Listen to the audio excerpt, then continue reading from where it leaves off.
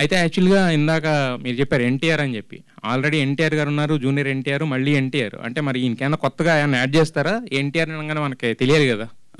అదేంటంటేనండి, 4వ తరం కొనసాగింపే అది. రామారావు గారు ఒక అదృష్ట రేఖను కొనసాగింపుగా జానకిరామ్ గారు బ్రెయిన్లో ఆ థాట్ ప్రాసెస్ని ఇచ్చేనట్టుగా నేను భావిస్తున్నానండి. ఇప్పుడు కొన్ని ఆలోచనలు ఎందుకు వస్తాయో మనకు తెలియదండి. అవి మనకు రావు, దైవ సంకల్పం కింద భావించి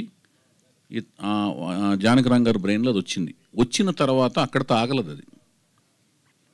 ఇప్పుడు నేను అనుకుంటా నా కొడుకుని ఇంజనీర్ చేద్దామని, ఆడేమో డాక్టర్ అవుతాడు. ఇతను వాళ్ళ నాన్నగారు ఈ లోకం నుంచి వెళ్ళిపోయినా కూడా ఆ ఆలోచనతో కొనసాగాడు. ఆ టాలెంట్ ఉంది, ఎక్సలెంట్గా డ్యాన్స్ చేస్తాడు, కళ్ళు ఎక్స్ప్రెసివ్గా పెట్టేస్తాడు, మంచిగా నవ్వుతాడు, యాక్టింగ్ చేసేస్తాడు, డైలాగులు చెప్తాడు. అవి లేదనుకోండి, తండ్రి కళ్ళ కన్నాడు అవ్వలేదు. ఇప్పుడు తండ్రి ఆ పేరు పెట్టుకున్నాడు, నా కంట్లో పడ్డాడు. నేను రకరకాలు తిరుగుతున్నానండి. నేను ఇతనే ముందు అనుకుని లేకపోతే వాళ్ళు వచ్చి నన్ను అప్రోచ్ అయ్యి మా అబ్బాయిని పరిచయం, ఇదేం ఫోర్స్ జరగలేదు కదా. ఐ వాజ్ నేను వెళ్తున్నాను, తిరుగుతున్నాను, చూశాడు, బాగుండకపోతే నేను చేయను. హరికృష్ణ గారు కూడా నేను పట్టాభిషేకం నుంచి నేను పోరుతున్నాను ఆయన యాక్ట్ చేయాలని. నేనేమి ఎవరికి ఫేవర్ చేయడానికి ఉండదండి. డబ్బులు కూడా నేను పెట్టాలి కదా సార్. నా ఇంకోళ్ళ డబ్బుల మీద వాళ్ళు వచ్చి నా డబ్బులు పెడతానని సినిమా తీయట్లేదు కదా, నా డబ్బులతో సినిమా తీస్తానే కదా. ఇంకో ప్రొడ్యూసర్ వచ్చి నన్ను సినిమా పరిచయం చేయట్లేదు కదా. ఇందాక మూర్తి గారు కూడా అడిగింది ఏంటి, వాళ్ళతో నేను తీస్తా ఉంటే వాళ్ళు డబ్బులు పెడుతున్నారా? నేనే కదా డబ్బులు పెట్టి సినిమా తీసేది. డబ్బులు లాస్ అయితే నాకు అవుద్ది కదా. ఇప్పుడు సాయిధరం తేజ నా డబ్బులే కదండి, హరికృష్ణ గారని నా డబ్బులే కదా. అది చెప్తున్నా. నేను అడిగింది పేరు అనేది ఏంటంటే ప్రజలకి వాళ్ళకి అర్థమైన దాంట్లోంచి పేరు క్రియేట్ అవుద్దండి. ఏ ఫామ్లో పిలవాలి, పరిచయం చేసేటప్పుడు వాళ్ళకున్న పేరుతో పరిచయం చేస్తాం. వాళ్ళ నాన్నగారు పెట్టిన పేరు అది. దాన్ని ఎలా పిలవాలనేది ప్రజలు నిర్ణయిస్తారు, ప్రేక్షకులు నిర్ణయిస్తారు, నెట్వర్క్స్ నిర్ణయిస్తాయి. అతని పేరును పరిచయం చేయడమే మా బాధ్యత. అతని ప్రతిభను బట్టి ప్రేక్షకులు నిర్ణయిస్తారు, నెట్వర్క్స్ నిర్ణయిస్తాయి, మీలాంటి మహానుభావులు నిర్ణయిస్తారు. మహానుభావులు దాకా ఎందుకు లేను సార్. కాదు ఇప్పుడు మీకు వచ్చిన ఆలోచన ఉంది కదా, ఆలోచనలోంచి కొంతమంది దానిలోంచి ఆలోచించాలని నిర్ణయిస్తారు. అయితే ఇంకొకటి, ఇప్పుడు ఇంతకు ముందు మీరు మూర్తి గారు అడిగినా వేరే అడిగినా కూడా ఇప్పుడు ఏంటంటే వైష్ణవ్ తేజ్ గారిని ఇంట్రడ్యూస్ చేస్తున్నప్పుడు బుచ్చిబాబు గారు, సాయిధరం తేజ్ కాదు వైష్ణవ్ తేజ్ గారిని ఇంట్రడ్యూస్ చేస్తున్నప్పుడు బుచ్చిబాబు గారు చిరంజీవి గారికి కథ చెప్పారు. అలాగే సాయిధరం తేజ్ ఇంట్రడ్యూస్ చేసినప్పుడు మీరు పవన్ కళ్యాణ్ గారి దగ్గరికి వెళ్ళి చెప్పడం అనేది జరిగింది. ఆయన అవసరం లేదన్నారండి.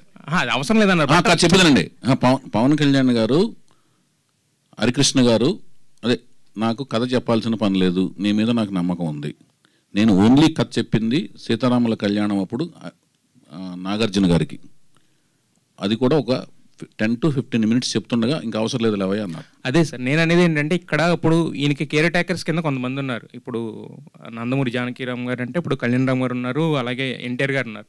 బేసిక్ ఏంటంటే మనం వారసుని ఇస్తామన్నప్పుడు ఇప్పుడు వైఎస్ చౌదరి గారు బాగా తీస్తారు సినిమాలు, ఓకే, బట్ ఎలాంటి సబ్జెక్టు ఏంటని తెలుసుకోవాలనేది జనరల్గా ఉంటుంది వాళ్ళు కేర్ టేకర్స్ కింద ఉన్నప్పుడు. ఒక పాయింట్ అన్నా చెప్పారు ఎవరికైనా, అంటే అందరి దగ్గరికి తిరగాల్సిన పని లేదు, కేర్ టేకర్ కింద ఉన్న వాళ్ళకి లేదా అట్లీస్ట్ వాళ్ళ మదర్కైనా ఒక పాయింట్ అనేది చెప్తాం కదా. ఎవరికైనా చెప్పకుండా మనం డైరెక్ట్గా ఇలా వైఎస్ చౌదరి గారు వచ్చారు సినిమా అంటే ఇచ్చారు కదా ఎవరు కూడా. నేను ఎవరికి ఏమి చెప్పి ఇంతవరకు నేను ఆ ఫస్ట్ చెప్పిన సీతారాముల కళ్యాణం తర్వాత ఇంతవరకు ఎవరికి కథ పాయింట్ ఇదని చెప్పి నేను సినిమాలు చేయలేదండి. కథ మొత్తం చెప్తాను, అందరికీ చెప్పాను. వాళ్ళైతే కండిషనల్గా ఎప్పుడు ఇది కథ, ఈ కథ చెప్తేనే మేము సినిమా అనేది ఎవరికి జరగలేదు. ఈ సినిమా కథ ఇప్పటి వరకు ఎవరెవరికి చెప్పారు? అందరికీ తెలుసండి. ఓకే, మొత్తం అంటే ఎన్టీఆర్ గారికి, కళ్యాణ్ రామ్ గారికి. మీకు ఏం కావాలి భయ్యా? ఇది ఎవరికి తెలుసు? నీకు ఎవరెవరు పర్మిషన్ లెటర్ కావాలి చెప్పు. కాదు కదా, మీకు కథ అందరికి తెలుసు కదా, ఎవరికి తెలుసు అని అడుగుతున్నాను. నీకు ఈ ప్రెస్ మీట్ ద్వారా ఏం కావాలి చెప్పు. ఈ కథ ఎవరికి తెలుసు అని అడుగుతున్నాను నేను. అడిగి నీకు అందులో నీ ఆనందం ఏంటి? నీకెందుకు తెలియాలంటున్నాను సార్, నీకెందుకు తెలియాలి? మీ ఆలోచనకి అంతరంగం ఏంటి?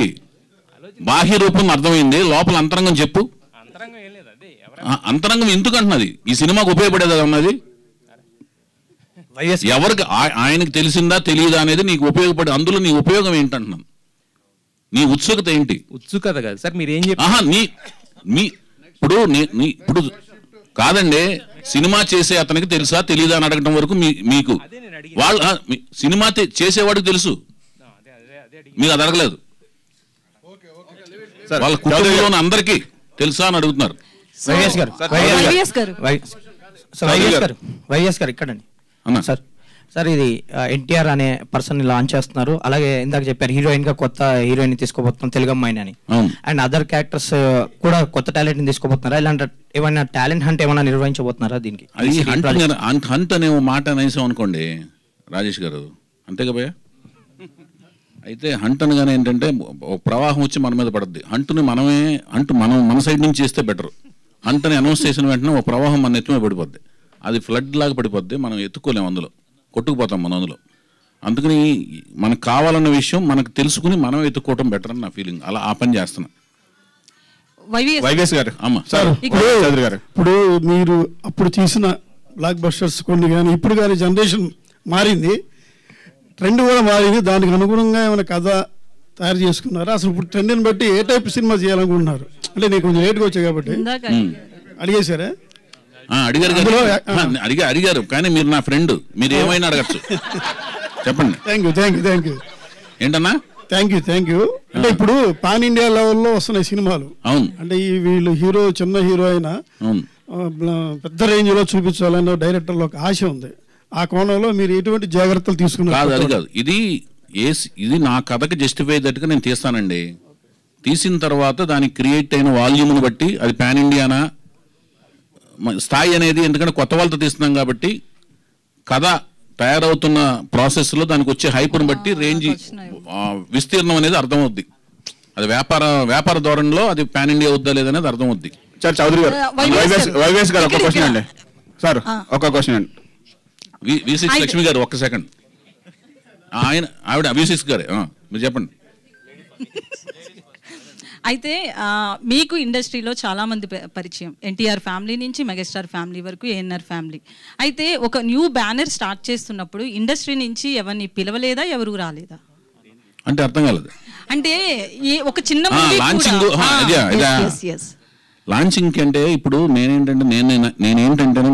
ఒక రామారావు గారి ఆశీస్సులతో తీసుకుని ఘాటుకెళ్ళి రామారావు గారి ఆశీస్సులు తీసుకున్నా. అది ఎంత పవర్ అనేది మీకు అర్థమవుతుందా?